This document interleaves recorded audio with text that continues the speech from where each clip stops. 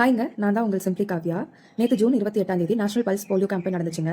அதை மிஸ் பண்ண பேரண்ட்ஸ்க்காக தான் இந்த இன்ஃபர்மேஷன் கொண்டு வந்திருக்கேன். இன்கேஸ் நீங்கள் உங்கள் குழந்தைக்கு போலியோ சொட்டு மருந்து எடுத்துக்கல அப்படின்னா கவலைப்படாதீங்க.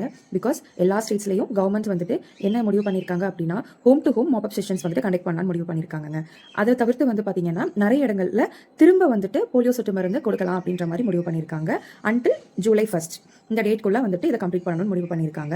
இதுக்காக என்னென்ன பண்ண போகிறாங்க அப்படின்னா home to home mop up sessions அப்படின்னா நம்ம ஹெல்த் ஒர்க்கர்ஸ் இருக்காங்க இல்லைங்களா, அவங்க ஒவ்வொரு வீடாக வந்து வீட்டில் குழந்தைங்க இருக்காங்க, 5 வயசுக்கு கீழே உள்ள குழந்தைங்க இருக்காங்க அப்படின்னா உங்களுக்கு போலியோ சொட்டு மருந்து கொடுத்துட்டு போகிறதா கவர்மெண்ட் அறிவிச்சிருக்காங்க.